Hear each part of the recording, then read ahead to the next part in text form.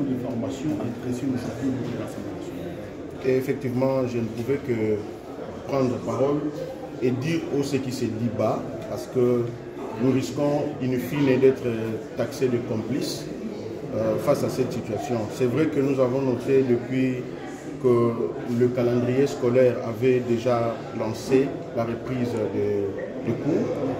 Les enseignants résistent parce qu'ils ont posé quelques conditions et ces conditions se valent comme de préalable pour qu'il y ait la reprise de cours.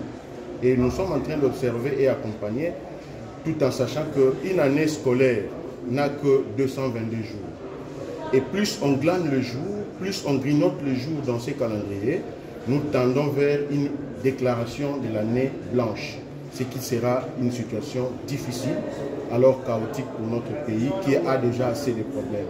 Nous avons estimé porter à la connaissance de tous les élus et de toutes les autorités de la République pour qu'on accorde quand même une attention particulière à cette situation qui commence à déranger déjà la population dans certains coins, parce que je dirais que dans le Congo central, la situation va de mal en pire.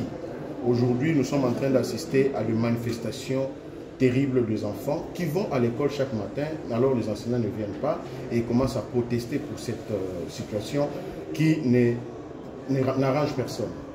Et déjà à Kassangoulou, nous avons essayé de trouver une solution pour faire voir aux enseignants qu'il en va de la vie de nos enfants. Ils ont semblé comprendre, mais aujourd'hui, le matin déjà, il y a eu des protestations terribles au niveau de la ville portuaire de Matadi. Et il y a eu même en opposition des éléments en uniforme qui ont tiré à balles réelles sur certains enfants alors qu'on a peur. On ne sait pas quel bilan on nous donnera à la fin si jamais il y a eu mort d'homme. Nous ne pouvons pas continuer à aller comme ça pour faire la comptabilité des morts alors que nous avons les atouts pour gérer une situation en avance afin qu'il n'y ait pas de débordement. Et nous croyons qu'avec les efforts déjà du gouvernement, il faudra mettre en place ou implémenter une approche qui puisse garantir les enseignants, tout en sachant que nous sommes dans une session budgétaire.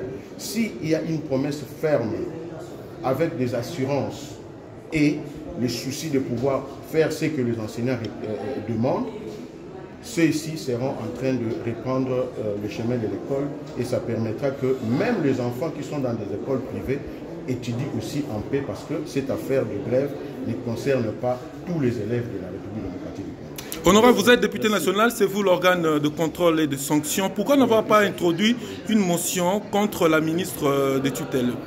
Bon, écoutez, une motion, c'est une voie aussi de pouvoir s'enquérir d'une situation. Mais je voudrais que la République démocratique du Congo, à un moment, arrête les triomphalismes ou encore le folklore. Parce que la situation n'est ignorée de personne. Nous connaissons la situation. On peut beau multiplier les motions, ça risque de ne pas rencontrer la préoccupation des concernés. Parce que les enseignants aujourd'hui, je ne dis pas qu'ils constituent une couche la plus négligée de notre pays, alors que je sais ce que représente le traitement d'un fonctionnaire aujourd'hui.